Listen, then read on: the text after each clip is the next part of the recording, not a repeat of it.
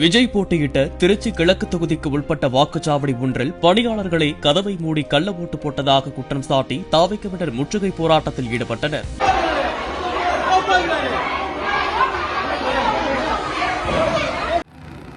Hello everyone, நான் உங்கள் David. எல்லாரும் எப்படி இருக்கீங்க? நல்லா இருக்கீங்கன்னு சொல்லிட்டு நம்புறேன்.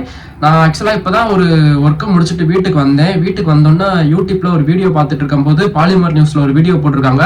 அதாவது திருச்சி கிழக்கு தொகுதியில் வந்து அங்கே ஓட்டு போடுற பூத்தில் வந்து அந்த பூத்தை டோரை வெளியே லாக் பண்ணிட்டு உள்ள வந்து கள்ள ஓட்டு போட்டுட்டு இருக்காங்க அப்படின்னு சொல்லிட்டு அந்த பகுதியை சேர்ந்த மக்கள் ஓட்டு போட வந்தவங்க எல்லாம் பார்த்துட்டு இந்த மாதிரி பண்றாங்க, கதவை பூட்டிக்கிட்டு ஓட்டு போடுறாங்க, கள்ள ஓட்டு போடுறாங்க அப்படின்னு சொல்லிட்டு அவங்களுக்குள்ள போராட்டத்தில் ஈடுபட்டிருக்காங்க. சோ அந்த போலீஸ்காரங்களும் அந்த இடத்துல இருக்காங்க. ஆனா கதவை பூட்டிக்கிட்டு என்ன பண்றாங்க அப்படின்றத வந்து யாருமே அந்த இடத்துல கேட்கல. ஆக்சுவலா எலெக்ஷன் ஓட்டு போட்டுட்டு இருக்கும் போது கதவை யாருமே பூட்டக்கூடாது. அவங்களுக்குள்ள அந்த பெட்டியை வந்து போலீஸ் ஆபீசர் எடுத்துட்டு போற வரைக்குமே கூட வந்து துணை ராணுவ பாதுகாப்பு படையே இருப்பாங்க.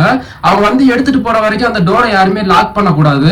ஆனா இவங்க டோரை லாக் பண்ணிட்டு உள்ள வந்து கள்ள ஓட்டு போடுறாங்கன்னு சொல்லிட்டு மக்கள் சொல்றாங்க.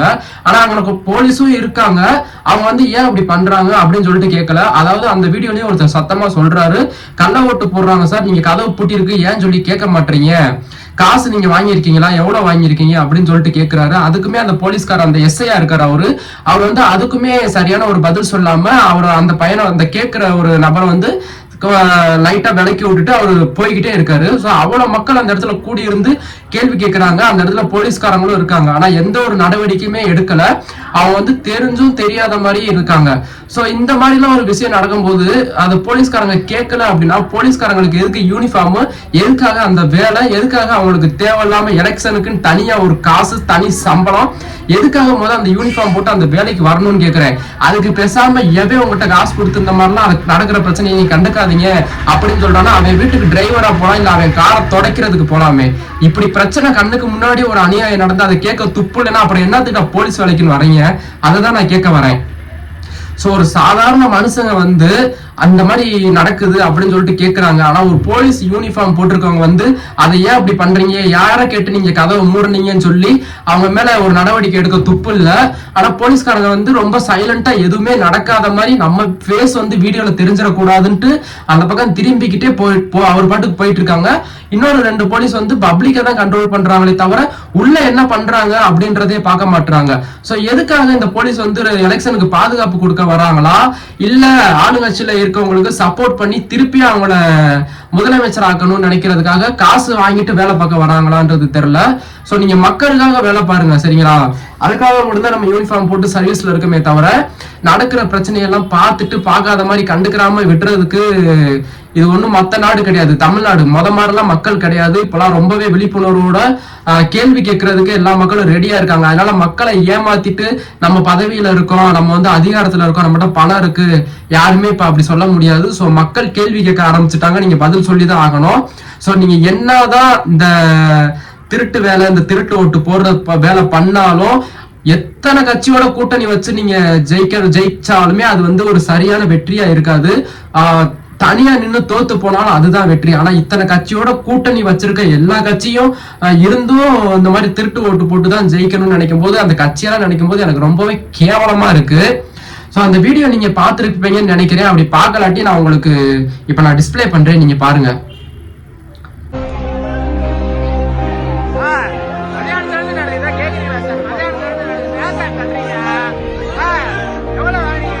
விஜய் போட்டியிட்ட திருச்சி கிழக்கு தொகுதிக்கு உட்பட்ட வாக்குச்சாவடி ஒன்றில் பணியாளர்களை கதவை மூடி கள்ள ஓட்டு போட்டதாக குற்றம் சாட்டி தாவைக்கவினர் முற்றுகை போராட்டத்தில் ஈடுபட்டனர். இது தொடர்பாக போலீசாரிடம் புகார் அளித்திருப்பதாக அவர்கள் கூறினர்.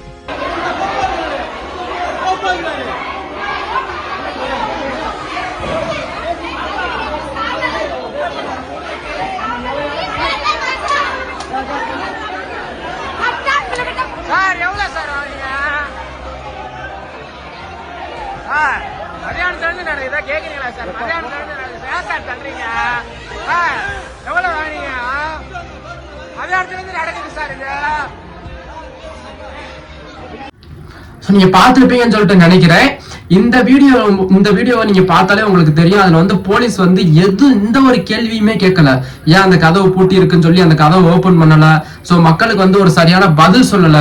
போலீஸ் அந்த இடத்துல இருந்து எப்படி நம்ம ஐயோ மக்களுக்கு தெரிஞ்சிருச்சு அப்படின்னு ஒரு பதட்டம். இப்ப நம்ம ஒரு பொருளை திருடுறோம், அதை வந்து இப்ப யாராவது பாத்துட்டாங்க அப்படின்னா நம்ம எப்படி ஒரு பதட்டத்தோட அவங்க நம்மளை பாத்துட்டாங்களே எப்படி சமாளிப்போம், இதுல எப்படி நம்மள முதல்ல காப்பாத்திக்கலாம் அப்படின்னு நினைப்போம். சோ அதே மாதிரிதான் அங்க உள்ள போலீஸ் எல்லாம் பண்றாங்க.